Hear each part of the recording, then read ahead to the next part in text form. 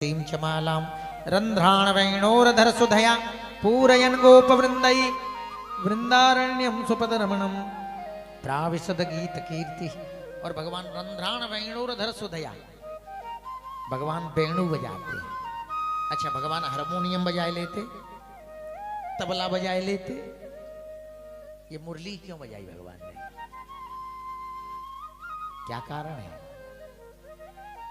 देखिए, ये सामान्य नहीं है ये मुरली। ये मुरली वंशोस्तु भगवान रुद्र, भगवान शंकर ही मुरली बन के आए हैं। क्योंकि रामावतार में जो है ना, हनुमान जी ने बड़ी सेवा करी महाराज। बोलो राधे राधे। हनुमान जी ने बड़ी सेवा करी महाराज। इतनी सेवा करी राम जी की, तो राम जी ने कह दिया, सुन सुत तोर उऋण में नाही। हे पुत्र, मैं तेरा जिंदगी भर में ऋणिया रहूंगा। राम जी रावण को मार करके जैसे ही अयोध्या में पहुंचे, सुग्रीव, विभीषण, अंगद, नल, नील, द्विविद सब लौट गए, पर एक बंदर नहीं लौटा। कौन? हनुमान जी। अब राम जी के कुछ लंगोटिया मित्र थे जो बचपन में साथ खेलते खाते थे। बोले कि हम राम जी से एकांत में बात करना चाहते हैं, और ये बंदर ऐसा है कि राम जी को पीछा ही नहीं छोड़ता। सोते हैं तो सामने खड़ा रहता है, बैठते हैं तो सामने, खड़े होते हैं तो सामने। ये कैसा भी, इस बंदर को भगाओ यहां से। आपस में सभी अयोध्या के नागरिकों ने, राम जी की जो सखा थे, उन्होंने मीटिंग करी, कुछ भी हो, ये हनुमान जी को यहां से किष्किंधा भेजो। हमारी मित्रता है, हम बचपन की बातें ही नहीं कर पाते, हम एकांत की बात करना चाहते हैं। महाराज रोज पंचायत लगे, रोज पंचायत टूटे। क्या करें, कौन हनुमान जी को भगाए? एक ने कहा, हाँ एक उपाय है, सीता मैया के पास में चलो। अगर सीता मैया कह देंगी तो हनुमान जी चले जाएंगे। राम जी से सीता मैया कह देंगी तो हनुमान जी चले जाएंगे। सभी अयोध्यावासी मिलकर सीता मैया के पास में गए। सीता मैया के पास में गए। सीता मैया ने कहा, मां कैसे भी करके हनुमान जी यहाँ से किष्किंधा भेज दो। सीता मैया तो आंखों से आंसू गिरने लग गए कि क्या बात करते हो, हनुमान को और मैं, ये वही हनुमान है जब मैं लंका में, अशोक वाटिका में, जब मैं अपने प्राणों को ही त्यागना चाह रही थी, तब यही हनुमान जी आए और इन्होंने ही कहा, कछुक दिवस जननी धरु धीरा, कपिन सहित अइहै रघुबीरा, निश्चर मारे तो लई जई हैं, और तिहुपुर नारदादि जसु कई है। निश्चर मारे तो ही लगे। ऐसे हनुमान, तभी मैंने कह दिया, सुन सुत तोर उऋण में नाही, तू तो मेरा पुत्र है। ऐसे हनुमान को ना ना ना, मैं कदापि ऐसा नहीं कर सकती। अयोध्यावासी सब दुखी हो गए, क्या करें, ये तो प्लान फेल हो गया हमारा। एक व्यक्ति है, कौन? बोले लखनलाल। अगर वो कह देंगे राम जी से तो राम जी हनुमान जी को भगा देंगे। हनुमान जी राम जी, लक्ष्मण जी एक दिन सभी को एकांत में मिल गए और लक्ष्मण जी के सामने हाथ जोड़ के बोले, लखनलाल ये कैसे करके हनुमान जी ये अयोध्या ते किष्किंधा भेजो, हम राम जी थे एकांत में मिल भी नहीं पाते। लखनलाल तो खड़े खड़े ही गिर पड़े धड़ाम से जमीन में। क्या बात करते हो, मैं और हनुमान जी को? तुम्हें पता है जब मुझे मेघनाद ने शक्ति दी थी, मुझे जब शक्ति लगी थी, तब भैया राम भी बेवल हो गए थे, वो भी प्राणों को त्यागना चाह रहे थे। मेरे विरह में यही हनुमान है जो लक्ष्मण बूटी लेने गया और सूर्य उदय होने ही वाले थे, तो यही लेके आए हैं। प्रभु प्रलाप सुनिकान, विकल भये वानर निकर, आए गए हनुमान जिम करुणा मह वीर रस। ये हनुमान ही लक्ष्मण बूटी लेके आयो, मेरे प्राणों को बचाया, इसीलिए कदापि नहीं, मैं हनुमान को नहीं भगा सकता। अयोध्यावासी बोलने लगे, हे भगवान जी तो सारे जितने तीर थे सब व्यर्थ जा रहे हैं। बोले एक है, कौन? भरत जी। अगर भरत जी चाहेंगे तो हनुमान जी को राम जी से कह के भगवा सकते हैं। भरत जी मिल गए एकांत में। बोले भरत जी आप इस काम को कर सकते हो कि क्या? बोले हनुमान जी को यहाँ से कही, राम भरत जी तो जैसे आंखों से आंसू पछाड़ खाए के जमीन पे गिर पड़े कि मैं और हनुमान जी को, अरे ये आज ये शरीर जिंदा है वो हनुमान की वजह से ही है। तुम्हें पता है जब 14 बरस पूरे हो गए थे मैंने तो प्रण ही ले रखा था कि बीते अवधि रहे जो प्राणा और अधम कवन विधि मोहि समाना। राम जी 14 वर्ष से एक भी दिन उधर हो जाते तो मुझ जैसा पापी कौन होता। तब ये हनुमान जी ही आए हैं और इन्होंने मुझसे कहा, रिपुरन जीति सुजस जस गावत, सीता अनुज सहित प्रभु आवत। तब मैंने पूछा को तुम तात कहां ते आए, मोहि परम प्रिय वचन सुनाए। तब इन्होंने कहा, मारुत सुत में कपि हनुमाना, नाम मोर सुनु कृपा निधाना। भरत जी ने कहा, इन्हीं हनुमान जी की वजह से मेरे प्राण बच गए, नहीं तो मैंने तो आन काठ जब चिता बनाई, मैंने तो काठ इकट्ठे कर लिए, चिता बना ली थी, मैं तो आग लगा के जलने ही वाला था। तब इन्होंने ही कहा था, रिपुरन जीत सुजस जस गावत, सीता अनुज सहित प्रभु आवत।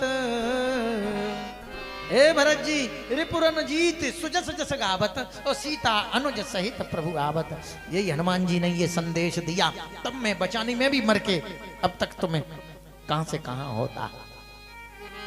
सभी अयोध्यावासी दुखी हो गए, सीता मैया के पास फिर पहुंचे। सीता मैया से कहा, आप ही कहो ना प्रभु से। आज सीता मैया सभी अयोध्यावासियों के साथ में गई हैं और प्रभु से कहा है कि इनके कष्ट को सुनो महाराज, ये क्या कहना चाहते हैं। राम जी बोले, क्या बात है बोलो। बोले कि हनुमान जी को अयोध्या से निकालो, हम आपसे एकांत में मिल भी नहीं पाते हैं। राम जी ने कहा, एक शर्त है, देखो मैं हनुमान जी का ऋणिया हूं, क्योंकि मैंने तो कह दिया हनुमान से कि प्रति उपकार करो का तोरा और सन्मुख हो न सकत मन मोरा। मैं तेरे एक एक उपकार का अनेकों जन्म ले लूं तब भी एहसान नहीं चुका सकता। पर हाँ अयोध्यावासियों, एक उपाय है हनुमान के कर्जे से उतरने का। सब खुश हो गए, ताली बजाने, प्रभु बताओ क्या क्या हो सकता है। हनुमान जी यहाँ से चले जाए कि एक काम हो सकता है क्या।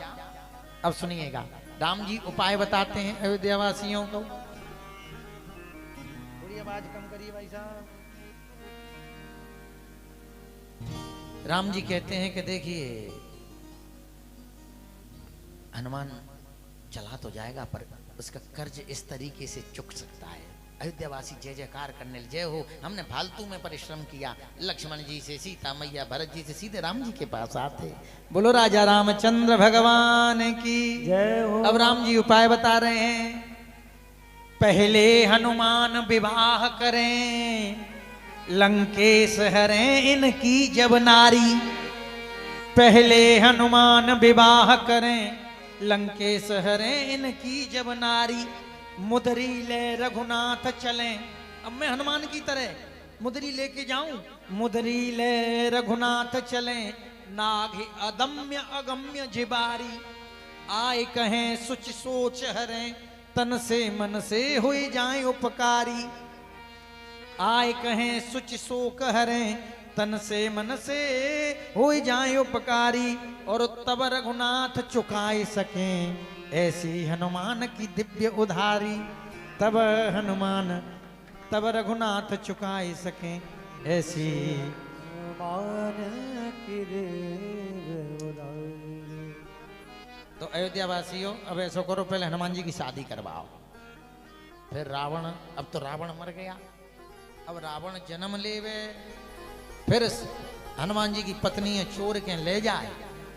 फिर मैं हनुमान की तरह उड़ के समुद्र पार करके जा पाऊं कि नहीं जा पाऊं। मैं तो एक पत्थर हुए ना तैरा पायो। और पता नहीं मैं गया कि नहीं, लंका पहुंचा कि नहीं, बीच में ही समुद्र में गिर गया या राक्षसों ने मार दिया है। और फिर मैं आऊं और पता नहीं हनुमान खुश होवे कि नहीं होवे। ये सब घटना घटे तो ही हनुमान के ऋण से ऋण हो सकता हूं, नहीं तो महाराज ते मम प्रिय लक्ष्मण ते दूना। इसलिए हे हनुमान, तू मेरा लक्ष्मण से भी ज्यादा दूना, लक्ष्मण से भी दुगना ज्यादा प्यारा है। तभी तो कहते हैं हनुमत सम नहीं को बड़ भागी, हनुमत सम नहीं को बड़ भागी, नहीं को राम चरण अनुरागी।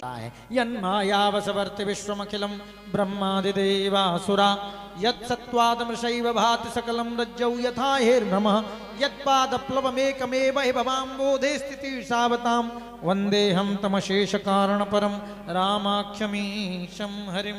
सारे संसार का पालन पोषण राम करते हैं, पर राम की देखभाली हनुमान करते हैं। बोलिए हनुमान जी महाराज की जय हो।